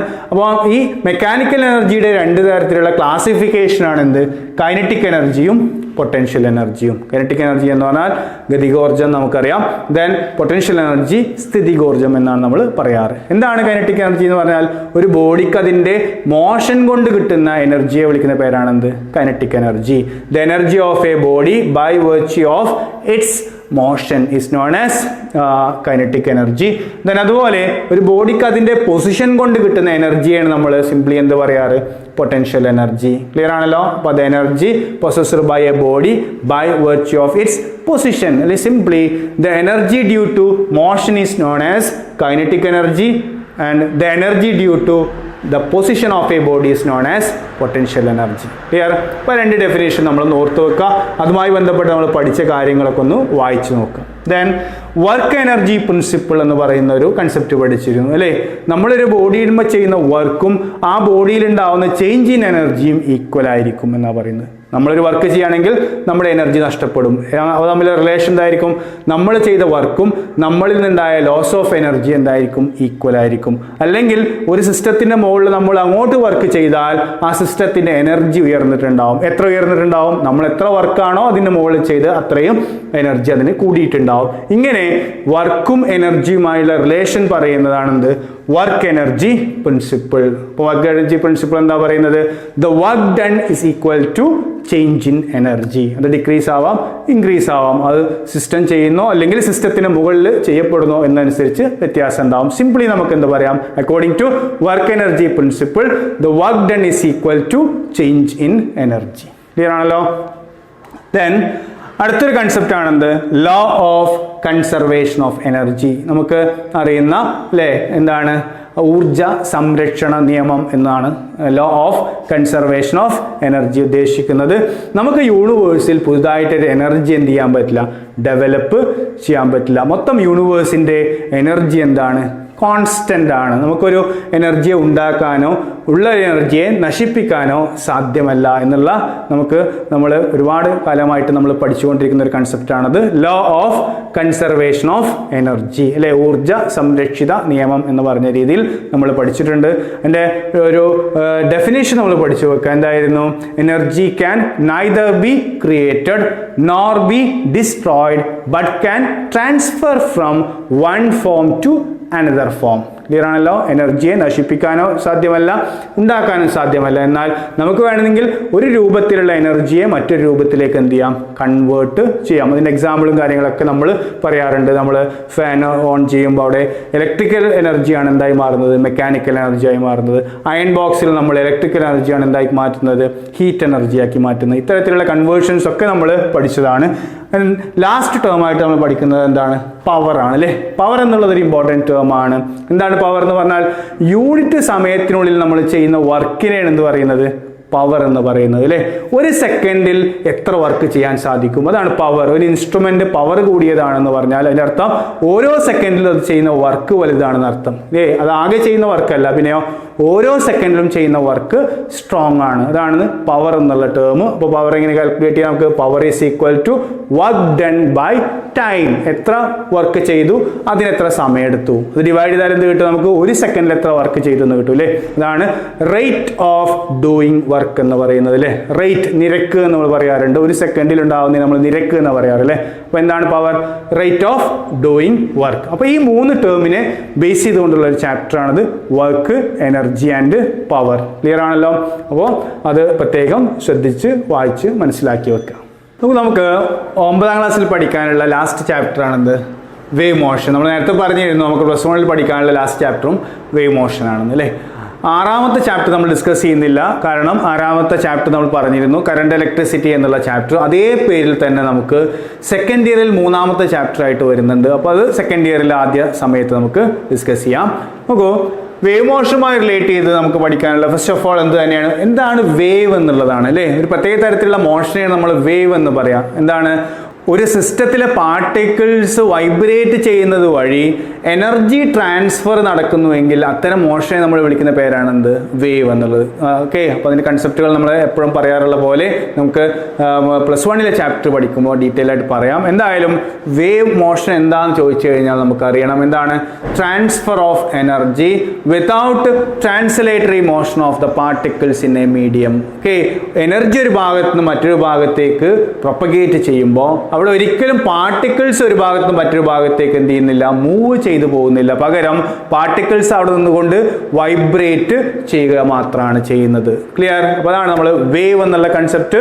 Transfer of energy from one part of a medium to another part without translatory motion of the particles in the medium. Clear ആണല്ലോ? ഓക്കെ, അങ്ങനെ നമ്മൾ വേവിനെ കുറിച്ച് പറയുമ്പോൾ രണ്ട് തരത്തിലുള്ള വേവ് ഉണ്ട് നമ്മൾ പറഞ്ഞു. ഏതൊക്കെയാണ്? ട്രാൻസ്വേഴ്സ് വേവും അതുപോലെ ലോഞ്ചിറ്റ്യൂഡൽ വേവും. അനുപ്രസ്ഥ തരംഗവും അതുപോലെ അനുദൈർഘ്യ തരംഗവും. എന്താണ് ഇവ തമ്മിലുള്ള പ്രധാനപ്പെട്ട വ്യത്യാസം? ക്ലിയർ? അപ്പോൾ നമ്മൾ നേരത്തെ പറഞ്ഞു വേവ് മോഷൻ എന്ന് പറഞ്ഞാൽ എനർജിയുടെ ട്രാൻസ്ഫർ നടക്കുന്നുണ്ട്, അവിടെ പാർട്ടിക്കിൾസ് എന്ത് ചെയ്യുന്നുണ്ട്? വൈബ്രേറ്റ് ചെയ്യുന്നുണ്ട്. ഇങ്ങനെ നടക്കുമ്പോൾ എനർജിയുടെ പ്രൊപ്പഗേഷനും പാർട്ടിക്കിൾസിന്റെ വൈബ്രേഷനും പരസ്പരം ലംബമാണെങ്കിൽ എന്ന് പറഞ്ഞാൽ മ്യൂച്വലി പെർപെൻഡിക്കുലർ ആണെങ്കിൽ അത്തരത്തിലുള്ള വേവിനെ നമ്മൾ വിളിക്കുന്ന പേരാണെന്ത്? Transverse wave. ഓക്കെ, അപ്പോൾ എങ്ങോട്ടാണോ എനർജി പോകുന്നത് അങ്ങോട്ടല്ല പാർട്ടിക്കിൾ വൈബ്രേറ്റ് ചെയ്യുന്നത്, മറിച്ച് അതിന് പെർപെൻഡിക്കുലർ ആയിട്ട് അതിന് 90 ഡിഗ്രിയിലാണ് എന്ത് ചെയ്യുന്നത്? പാർട്ടിക്കിൾസ് വൈബ്രേറ്റ് ചെയ്യുന്നതെങ്കിൽ അത്തരം വേവ് മോഷൻ നമ്മൾ വിളിക്കുന്ന പേരാണെന്ത്? Transverse wave. അപ്പോൾ നമുക്ക് ട്രാൻസ്വേഴ്സ് വേവിനെ എങ്ങനെ ഡിഫൈൻ ചെയ്യാം? If the direction of vibration of each particle is perpendicular to the direction of propagation of energy, then such a wave is known as a transverse wave. Clear? എന്നാൽ ഒരു wave propagate ചെയ്യുമ്പോൾ energy എങ്ങോട്ടാണോ transfer ചെയ്യുന്നത് അതേ ഡയറക്ഷനിൽ തന്നെയാണ് പാർട്ടിക്കിൾസിന്റെ വൈബ്രേഷനുമെങ്കിൽ അത്തരം വേവിനെ നമ്മൾ വിളിച്ച പേരായിരുന്നു എന്ത്? ലോഞ്ചിറ്റ്യൂഡൽ വേവ്, അനുദൈർഘ്യ തരംഗമെന്ന്. ക്ലിയർ ആണല്ലോ? അപ്പോൾ ആൻസർ നമുക്ക് എങ്ങനെ പറയാം? അതേപോലെ നമുക്ക് കൊടുക്കാം. If the particles are vibrating along the direction of propagation of wave then such a wave is known as longitudinal wave. Clear ആണല്ലോ? അപ്പോൾ വേവ് എന്താണ് നമ്മൾ മനസ്സിലാക്കി വെക്കുക. അതുപോലെ ട്രാൻസ്വേഴ്സ് വേവ് എന്താണ്, ലോഞ്ചിറ്റ്യൂഡൽ വേവ് എന്താണ്, ഈ രണ്ട് ആൻസർ കൂടി നമ്മൾ എന്ത് ചെയ്യണം? കൂടെ പഠിച്ചു വെക്കണം. ദെൻ പിന്നെ നമ്മൾ ചാപ്റ്റർ ഡിസ്കസ് ചെയ്യുന്നതായിരുന്നു ക്യാരക്ടറിസ്റ്റിക്സ് ഓഫ് വേവ്. ഒരു വേവിനെ കുറിച്ച് നമ്മൾ പഠിക്കുമ്പോൾ അതുമായി റിലേറ്റ് ചെയ്യുന്ന മെഷർമെന്റ്സ് എന്തൊക്കെയാണ് എന്നുള്ളതാണ്. ഓക്കെ, അപ്പോൾ ഒന്നായിരുന്നു എന്ത്? ആംപ്ലിറ്റ്യൂഡ്. ആംപ്ലിറ്റ്യൂഡ് എന്ന് പറഞ്ഞാൽ നമ്മൾ പറഞ്ഞു പാർട്ടിക്കിൾസ് വൈബ്രേറ്റ് ചെയ്യുന്നുണ്ട് അല്ലേ. ആ വൈബ്രേഷനിൽ ഓരോ പാർട്ടിക്കിളും അതിന്റെ മീൻ പൊസിഷനിൽ നിന്ന് എത്താവുന്ന മാക്സിമം ഡിസ്പ്ലേസ്മെന്റിന് വിളിച്ച പേരായിരുന്നു എന്ത്? Amplitude. The maximum displacement of each particle is known as amplitude. Then അതുപോലെ മറ്റൊന്നായിരുന്നു വേവ് ലെങ്ത്. എന്താ വേവ് ലെങ്ത് എന്ന് പറഞ്ഞാൽ? അപ്പോൾ ഒരു വേവ് പ്രൊപ്പഗേറ്റ് ചെയ്യുമ്പോൾ ഒരു ഉയർന്ന ഭാഗവും ഒരു താഴ്ന്ന ഭാഗവും നമ്മൾ പഠിച്ചിട്ടുണ്ട് അല്ലേ. പിക്ചറൊക്കെ വരച്ച് എക്സ്പ്ലെയിൻ ചെയ്താൽ മനസ്സിലാവുന്ന കാര്യങ്ങളാണ്, പക്ഷേ നമ്മളത് പഠിച്ചതുകൊണ്ട് ഞാൻ ജസ്റ്റ് പറഞ്ഞു പോകുന്നേ ഉള്ളൂ. ആ ഉയർന്ന ഭാഗത്തെ നമ്മൾ ശൃംഗം എന്നും താഴ്ന്ന ഭാഗത്തെ ഗർത്തം എന്നും വിളിക്കാറുണ്ട് അല്ലേ. അതാണ് ക്രസ്റ്റ് ആൻഡ് ട്രഫ്. അപ്പോൾ ഒരു ക്രസ്റ്റ് ഒരു ട്രഫ്, വീണ്ടും ഒരു ക്രസ്റ്റ് ഒരു ട്രഫ്, ആ രീതിയിലാണ് ഒരു ട്രാൻസ്വേഴ്സ് വേവ് പ്രൊപ്പഗേറ്റ് ചെയ്യുക. അങ്ങനെയാണെങ്കിൽ രണ്ട് അടുത്ത് വരുന്ന ക്രസ്റ്റുകൾക്കിടയിലുള്ള ദൂരം അല്ലെങ്കിൽ അടുത്തടുത്ത് വരുന്ന രണ്ട് ട്രഫുകൾക്കിടയിലുള്ള ദൂരത്തെ നമ്മൾ വിളിച്ച പേരായിരുന്നു എന്ത്? Wave length. ക്ലിയർ? അപ്പോൾ വേവ് ലെങ്ത്തിന്റെ ആൻസർ നമുക്ക് ആ രീതിയിൽ പറയാം. എങ്ങനെയാ? Wave length is defined as the distance between two successive crusts or two successive troughs of a wave. Clear ആണല്ലോ? Then അതുപോലെ മറ്റൊരു ടേം ആയിരുന്നു എന്ത്? Speed of the wave. Speed നമുക്ക് അറിയാം എന്താണ്? Distance travelled by the wave in 1 second. അത് explain ചെയ്യേണ്ട ആവശ്യമില്ല. ദെൻ അതുപോലെ മറ്റൊന്നായിരുന്നു പീരീഡ് ആൻഡ് ഫ്രീക്വൻസി അല്ലെ. ഈ രണ്ട് ടേമും നമുക്കറിയാം. പീരീഡ് എന്ന് പറഞ്ഞാൽ ആ ഒരു വേവ് അല്ലെ, ഒരു വേവ് ഉണ്ടായാൽ പിന്നെ അടുത്തൊരു വേവ്, അങ്ങനെ എന്ത് ചെയ്യാണ്, ഒരു വേവായിട്ട് എന്ത് ചെയ്യുക, ഒന്നിന് പുറകെ ഒന്നായിട്ടാണ് പ്രൊപ്പഗേറ്റ് ചെയ്യുന്നത്. അപ്പോൾ ആ ഒരു വേവ് കംപ്ലീറ്റ് ചെയ്യാൻ, ഒരു വേവ് കംപ്ലീറ്റ് ചെയ്യാന്ന് പറഞ്ഞാൽ ഒരു ഓസിലേഷൻ, ഒരു പാർട്ടിക്കിൾ ഒരു ഓസിലേഷൻ കംപ്ലീറ്റ് ചെയ്യുമ്പോഴാണ് ഒരു വേവ് എന്ത് ചെയ്യുക, അവിടുന്ന് പ്രൊപ്പഗേറ്റ് ചെയ്യുക. അങ്ങനെ ആ ഒരു ഓസിലേഷൻ എടുക്കുന്ന സമയം അല്ലെങ്കിൽ ഒരു വേവ് പ്രൊപ്പഗേറ്റ് ചെയ്യാൻ എടുക്കുന്ന സമയത്തെ നമ്മൾ വിളിക്കുന്ന പേരാണ് എന്ത്, period of the wave. The time taken to complete one wave is known as period of the wave. Clear? അങ്ങനെ ഒരു സെക്കൻഡിൽ എത്ര തവണ അല്ലെങ്കിൽ എത്ര വേവ് പ്രൊഡ്യൂസ് ചെയ്യുന്നുണ്ടോ ആ എണ്ണത്തെ നമ്മൾ വിളിക്കുന്ന പേരാണെന്ത്, ഫ്രീക്വൻസി അല്ലെങ്കിൽ ആവൃത്തി എന്ന് നമ്മൾ വിളിക്കുന്നുണ്ട്. എത്ര തവണ ആവർത്തിക്കപ്പെടുന്നതാണെന്ത്, ആവൃത്തി അല്ലേ. ഫ്രീക്വന്റ്ലി ഒക്കെ അറിയുന്ന നമ്മൾ പറയാറുണ്ട് അല്ലേ, ആവർത്തിക്കപ്പെടുന്ന സംഭവങ്ങൾ നമ്മൾ അങ്ങനെ പറയാറുണ്ട്. അപ്പോൾ അതാണ് ഫ്രീക്വൻസി എന്നുള്ള കൺസെപ്റ്റ്. എന്താ frequency? Number of waves per second അല്ലെ. ഒരു സെക്കൻഡിൽ പ്രൊഡ്യൂസ് ചെയ്യപ്പെടുന്ന വേവുകളുടെ എണ്ണത്തെ നമ്മൾ വിളിക്കുന്ന പേരാണെന്ത്, ഫ്രീക്വൻസി. ക്ലിയർ? ദെൻ അതുപോലെ രണ്ട് ടേം ആയിരുന്നു കംപ്രഷനും റെയർഫാക്ഷനും. എന്തുമായി റിലേറ്റ് ചെയ്യുന്ന ടേമാണ് അത്? ലോഞ്ചിറ്റ്യൂഡൽ വേവുമായിട്ട് അല്ലെ, അനുദൈർഘ്യ തരംഗവുമായി റിലേറ്റ് ചെയ്യുന്ന ഒരു ടേമാണ്. അല്ലെങ്കിൽ രണ്ട് ടേംസ് ആയിരുന്നു ഏതൊക്കെയാ? കംപ്രഷൻ അതുപോലെ റെയർഫാക്ഷൻ എന്നുള്ളത്. അപ്പോൾ ഒരു ലോഞ്ചിറ്റ്യൂഡൽ വേവ് പ്രൊപ്പഗേറ്റ് ചെയ്യുമ്പോൾ നമുക്കറിയാം ഒരു പ്രഷർ കൂടിയ ഏരിയയും ഒരു പ്രഷർ കുറഞ്ഞ ഏരിയയും, വീണ്ടും ഒരു പ്രഷർ കൂടിയ ഏരിയ, പ്രഷർ കുറഞ്ഞ ഏരിയ, ആ തരത്തിലാണ് നമ്മൾ എന്ത് ചെയ്യാറ്, ഒരു ലോഞ്ചിറ്റ്യൂഡൽ വേവിനെ നമ്മൾ പറയാറ്. അപ്പോൾ ആ പ്രഷർ കൂടിയ റീജിയനെ നമ്മൾ വിളിക്കുന്ന പേരാണ് എന്ത്, കംപ്രഷൻ. ദെൻ പ്രഷർ കുറഞ്ഞ ഭാഗമാണെന്ത്, റെയർഫാക്ഷൻ. അപ്പോൾ ഹൈ പ്രഷർ റീജിയണും ലോ പ്രഷർ റീജിയനെയും വിളിക്കുന്ന പേരാണ് അല്ലേ അതെന്ത്, കംപ്രഷൻ ആൻഡ് റെയർഫാക്ഷൻ. ഉച്ചമർദ്ദ മേഖലയും നീചമർദ്ദ മേഖലയും എന്ന് വേണമെങ്കിൽ നമുക്ക് പറയാം. ദെൻ ആ ചാപ്റ്ററിൽ ഏറ്റവും അവസാനമായി നമ്മൾ പഠിച്ചിട്ടുള്ളത് എന്തായിരുന്നു? റിഫ്ലക്ഷൻ ഓഫ് സൗണ്ട് അല്ലേ. സൗണ്ട് ഒരു പ്രതലത്തിൽ തട്ടി അല്ലെങ്കിൽ ഒരു ബൗണ്ടറിയിൽ തട്ടി റിഫ്ലക്ട് ചെയ്യുന്നതിനെ കുറിച്ച് ചില ടേംസ് നമ്മൾ പഠിച്ചിരുന്നു. ഓരോന്നും ഞാൻ എക്സ്പ്ലെയിൻ ചെയ്യുന്നില്ല. എന്തൊക്കെയാണ് പഠിച്ചിരുന്നത്? റീവെർബറേഷൻ പഠിച്ചിരുന്നു, മൾട്ടിപ്പിൾ റിഫ്ലക്ഷൻ ഓഫ് സൗണ്ടുമായി റിലേറ്റ് ചെയ്തിട്ട് എക്കോ പഠിച്ചിരുന്നു അല്ലേ, നമ്മളുണ്ടാക്കിയ സൗണ്ട്, അതുപോലെ പിന്നീട് കേൾക്കുന്ന പ്രോസസ്സ്, അതുപോലെ അക്കോസ്റ്റിക്സ് ഓഫ് ബിൽഡിംഗ് അല്ലേ. ബിൽഡിങ്ങിൽ ഈ എക്കോയുടെ അല്ലെങ്കിൽ ഈ റീവെർബറേഷൻ്റെ ഒക്കെ പ്രശ്നങ്ങളില്ലാതെ നമുക്ക് ക്ലിയർ ആയിട്ട് കേൾക്കാൻ വേണ്ട അറേഞ്ച്മെന്റ് ഉണ്ടാക്കുന്നതിനെ കുറിച്ചുള്ള സ്റ്റഡിയാണെന്ത്, അക്കോസ്റ്റിക്സ് ഓഫ് ബിൽഡിങ്സ്. ഇങ്ങനെ സൗണ്ടുമായി റിലേറ്റ് ചെയ്യുന്ന ഒരുപാട് കാര്യങ്ങൾ നമ്മൾ ആ ചാപ്റ്ററിൽ പഠിച്ചിരുന്നു. ദെൻ അതുപോലെ വേവുമായി റിലേറ്റ് ചെയ്യുന്ന കാര്യങ്ങൾ പഠിച്ചിരുന്നു. നോക്കൂ, ഇതൊക്കെ തന്നെ നമുക്ക് +1 ഏറ്റവും അവസാനം വരുന്നുണ്ട്. ഏറ്റവും അവസാനത്തെ രണ്ട് ചാപ്റ്ററുകൾ വേവ്സ് ആൻഡ് ഓസിലേഷൻസ്. അപ്പോൾ അതിൻ്റെ ഇമ്പോർട്ടൻസ് നിങ്ങൾക്ക് മനസ്സിലാക്കാൻ സാധിക്കും. അപ്പോൾ ഈ ചാപ്റ്റർ എന്തായാലും പഠിച്ചു വെക്കണം. നമ്മൾ ആ രണ്ട് ചാപ്റ്ററുകൾക്ക് ഉപയോഗപ്പെടുന്ന ഒരുപാട് ഫണ്ടമെന്റൽ ഡീറ്റെയിൽസ് ഇതുമായി റിലേറ്റ് ചെയ്ത് വരുന്നുണ്ട് എന്ന് മനസ്സിലാക്കുക. ഇത്രയാണ് നമുക്ക് 9ാം ക്ലാസ്സിൽ പഠിക്കാനുള്ള 7 ചാപ്റ്ററുകൾ. ഇന്നത്തെ ക്ലാസ്സിൽ നമ്മൾ ഡിസ്കസ് ചെയ്തത് 9ാം ക്ലാസ്സിൽ നമുക്ക് പഠിച്ച ഫിസിക്സിലെ പാഠഭാഗങ്ങൾ ഏതൊക്കെയാണെന്നുള്ളതാണ് അല്ലേ. നമുക്ക് 7 ചാപ്റ്ററുകൾ പഠിക്കാനുണ്ടായിരുന്നു. അതിൽ കറണ്ട് ഇലക്ട്രിസിറ്റി എന്നുള്ള 6ാമത്തെ ചാപ്റ്റർ ഒഴിച്ച് ബാക്കിയെല്ലാം നമുക്ക് +1 വീണ്ടും പഠിക്കാനുണ്ട് എന്ന് നമ്മൾ പറഞ്ഞു. അപ്പോൾ അതിലെ ഓരോ ചാപ്റ്ററിലും നമ്മൾ പഠിച്ച ടേംസ് നമ്മൾ പറഞ്ഞു, ഡെഫിനിഷൻസ് നമ്മൾ പറഞ്ഞു. ഇനി നിങ്ങൾ ചെയ്യേണ്ടത് ഇത് ഓരോന്നും എടുത്ത് വായിച്ച് കൃത്യമായിട്ട് അതിൻ്റെ ഐഡിയ ഉണ്ടാക്കി വെക്കുക എന്നുള്ളതാണ്. അപ്പോൾ നമുക്ക് +1 പഠനം വളരെ ഈസി ആയിട്ട് മാറും എന്ന് മനസ്സിലാക്കുക. എന്തായാലും നമ്മൾ ഇപ്പോൾ കണ്ടിന്യൂസ് ആയിട്ട് 3ാമത്തെ ക്ലാസ്സിൽ +1ലേക്കുള്ള ഇൻട്രൊഡക്ഷനുമായി ബന്ധപ്പെട്ട കാര്യങ്ങൾ പറഞ്ഞു വരികയാണ്. അടുത്ത ക്ലാസ്സിൽ കൂടി നമുക്ക് ഇത്തരം കാര്യങ്ങൾ ഡിസ്കസ് ചെയ്യാം. +1 പഠിക്കാനുള്ള പാഠഭാഗങ്ങൾ ഏതൊക്കെയാണ് ഇനി നോക്കാം. നമ്മളിപ്പോൾ 8ലെയും 9ലെയും പാഠഭാഗങ്ങൾ ഡിസ്കസ് ചെയ്ത് കഴിഞ്ഞു. 10ാം ക്ലാസ്സിലെ പാഠങ്ങളൊക്കെ നമുക്ക് +2ലാണ് വരുന്നത് നമ്മൾ പറഞ്ഞു കഴിഞ്ഞു. സ്വാഭാവികമായിട്ടും പ്രീവിയസ് നോളജിന് വേണ്ട ഹൈസ്കൂൾ തലത്തിലെ പാഠഭാഗങ്ങളൊക്കെ നമ്മൾ ഡിസ്കസ് ചെയ്തിട്ടുണ്ട്. ഓക്കെ, അപ്പോൾ അടുത്ത ക്ലാസ്സിൽ സ്വാഭാവികമായിട്ടും നമുക്ക് ഇനി +1ലേക്ക് എൻ്റർ ചെയ്യേണ്ടതുണ്ട് അല്ലേ. അപ്പോൾ +1ൽ നമുക്ക് ഏതൊക്കെ ചാപ്റ്ററുകളാണ് പഠിക്കാനുള്ളത്, ഓരോ ചാപ്റ്ററിലും നമുക്ക് എന്തൊക്കെ കാര്യങ്ങളാണ് ഡിസ്കസ് ചെയ്യാനുള്ളത് എന്ന് നോക്കാം. അപ്പോൾ നമുക്ക് ഇതുവരെ എടുത്ത കാര്യങ്ങൾ നിങ്ങൾ എന്ത് ചെയ്യുക, നന്നായിട്ട് പഠിച്ചു വെക്കുക. ഓക്കെ, നെക്സ്റ്റ് ക്ലാസ്സിൽ കാണാം. Thank you.